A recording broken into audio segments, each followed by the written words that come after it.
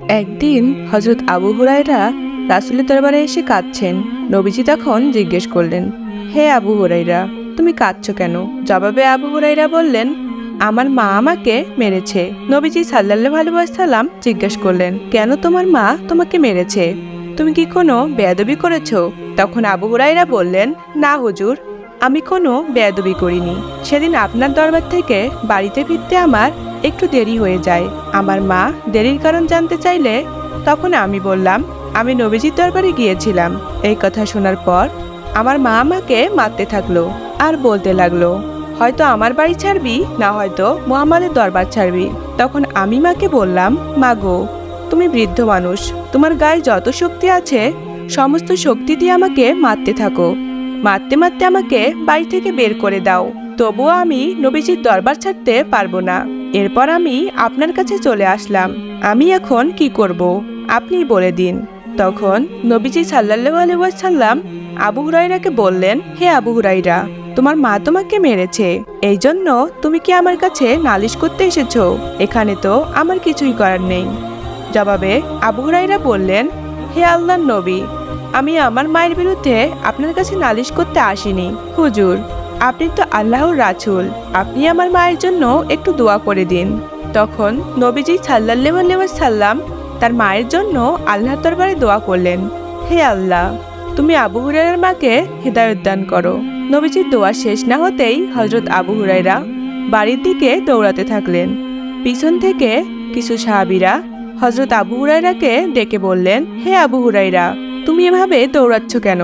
তখন আবু হুরায়রা তাদেরকে জবাব দিলেন, হে সাহাবীরা, তোমরা এভাবে আমাকে পিছন থেকে ডেকো না। আমার রাসূল আমার মায়ের জন্য দোয়া করেছে, আমি এই জন্য দৌড়াচ্ছি। আমি দেখতে চাই আমি আগে বাড়িতে পৌঁছালাম না আমার নবীর দোয়া আগে পৌঁছালো। অতঃপর আবু হুরায়রা বাড়িতে আসলেন, দরজায় ধাক্কা দিলেন। তার মা দরজা খুলল। আবু হুরায়রা দেখলো তার বৃদ্ধ মায়ের পাকা চুল দিয়ে পানি বেয়ে বেয়ে পড়ছে। তখন আবু হুরায়রার মা আবু হুরায়রাকে বলতে লাগলো, হে আবু হুরায়রা, আমি তোমাকে অনেক মেরেছি, এজন্য আমি অনেক অনুতপ্ত, লজ্জিত। আমি অনেক ভেবে দেখলাম তোমাকে আমি কেন মারলাম। তুমি তো কোনো অন্যায় করনি। হে আবু হুরায়রা, তোমাকে মারার পর থেকে আমার কোনো কিছু শান্তি লাগছে না। আমি গোসল করে এসেছি। আবু হুরায়রা, তুমি আমাকে এক্ষুনি রাসূলের দরবারে নিয়ে যাও। মায়ের মুখে এসব কথা শুনে আবু হুরায়রা অত্যন্ত খুশি হলেন এবং আবু হুরায়রা তার মাকে নিয়ে রাসূলের দরবারে এসে উপস্থিত হলো। অতঃপর হযরত মুহাম্মদ সাল্লাল্লাহু আলাইহি ওয়াসাল্লাম আবু হুরায়রার মাকে কালেমা পড়িয়ে মুসলমান বানিয়ে দিল। সুবহানাল্লাহ। অনুরূপভাবে অন্য একটি ঘটনা, একদিন বিশ্বনবী জঙ্গল দিয়ে হেঁটে যাচ্ছিলেন, আর এই জঙ্গলেই থাকতো মক্কার বিখ্যাত পালোয়ান রুকানা। রুকানা এই জঙ্গলেই বাড়িঘর বানিয়ে বসবাস করত এবং এখানেই সে ছাগল ভেড়া চড়াতো। রুকানা লক্ষ্য করলো এদিক দিয়ে নবীজি সাল্লাল্লাহু আলাইহি ওয়াসাল্লাম যাচ্ছে। তখন রুকানা নবীজির কাছে এসে বলল, তুমি তো মুহাম্মদ, শুনেছি তুমি আমাদের ধর্মের লোকদেরকে তোমার ধর্মে দীক্ষিত করে নিয়ে যাচ্ছ এবং আমাদের ধর্মের লোকদেরকে তুমি তোমার ইসলামের বাণী শুনিয়ে তাদেরকে তুমি মুসলমান বানিয়ে দিচ্ছ। আমি তোমার প্রতি অনেক রাগান্বিত। এই মুহূর্তে আমি তোমাকে শেষ করে দিতে পারতাম যদি তোমার প্রতি আমার কোনো করুণা না হতো। তবে যাই হোক, আমার সাথে কুস্তি লড়তে এসো, তাহলে বুঝিয়ে দিব তোমার আল্লাহর শক্তি বেশি না আমার দেবতার শক্তি বেশি। নবীজি সাল্লাল্লাহু আলাইহি ওয়াসাল্লাম রুকানার মুখে এই কথা শুনে উত্তরে বললেন, হে রুকানা, তোমার সাথে আমি কুস্তি লড়তে প্রস্তুত আছি। নবীজির মুখে এই কথা শোনার পর রুকানা বিস্ময়ে হতবাক হয়ে গেল এবং রুকানা বললেন, হে মুহাম্মদ, তুমি যা বলছো বুঝে শুনে বলছো তো? তুমি কি জানো আজ পর্যন্ত মদিনার কেউ আমাকে কুস্তিতে পরাজিত করতে পারেনি? তখন নবীজি সাল্লাল্লাহু আলাইহি ওয়াসাল্লাম বললেন, হে রুকানা, আমি যা বলেছি ভেবেচিন্তেই বলেছি। তুমি যদি আমার সাথে কুস্তি লড়তে চাও তাহলে লড়তে পারো। তখন রুকানা বললেন, ঠিক আছে, তাহলে প্রস্তুত হয়ে যাও কুস্তি লড়ার জন্য। অতঃপর কুস্তি শুরু হয়ে গেল। বিশ্বনবীর প্রথম ধাক্কাতেই রুকানা মাটিতে চিত হয়ে পড়ে গেলেন। তখন নবীজি সাল্লাল্লাহু আলাইহি ওয়াসাল্লাম রুকানার বুকের উপর পা দিয়ে চেপে ধরলেন। তখন রুকানা বললেন, হে মুহাম্মদ, আমার বুকের উপর থেকে পাটা সরিয়ে নাও। মনে হয় আমার দেবতা আমাকে এবার খেয়াল করেনি। তুমি আমাকে আবার লড়ার সুযোগ দাও। তখন নবীজি রুকানার বুকের উপর থেকে পাটা সরিয়ে নিলেন রুকানা তখন দাঁড়িয়ে আবার কুস্তি লড়ার জন্য প্রস্তুত হলেন।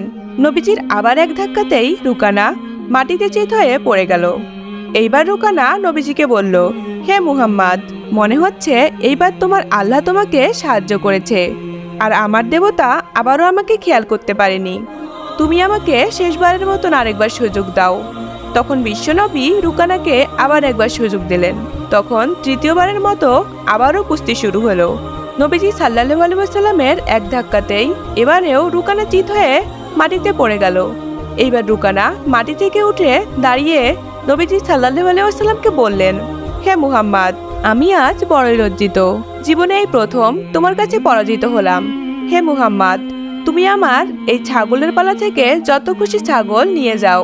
এবার বিশ্বনবী হযরত মুহাম্মদ সাল্লাল্লাহু আলাইহি ওয়াসাল্লাম বললেন, হে রুকানা, তোমার সম্পদের আমার প্রয়োজন নেই, তবে মুসলমান হয়ে যাও যদি জাহান্নামের আগুন থেকে বাঁচতে চাও। এবার রুকানা জবাব দিলেন, হে মুহাম্মদ, মুসলমান তো হয়েই যেতে পারি, কিন্তু লোকলজ্জার ভয়ে মুসলমান হতে পারছি না। যদি আমি মুসলমান হয়ে যাই তাহলে মদিনা ও তার আশেপাশের লোকেরা বলা বলি করবে যে এত বড় পালোয়ান নবীজির কাছে পরাজিত হয়ে মুসলমান হয়ে গিয়েছে। লোকলজ্জার ভয়ে রুকানা আর মুসলমান হলো না। তখন নবীজি বললেন, হে রুকানা, তুমি থাকো তোমার সম্পদ নিয়ে, আমি চললাম। এই বলে হযরত মুহাম্মদ সাল্লাল্লাহু আলাইহি ওয়াসাল্লাম চলে গেলেন। কপাল পোড়া রুকানার ভাগ্যে আর মুসলমান হওয়া জুটল না।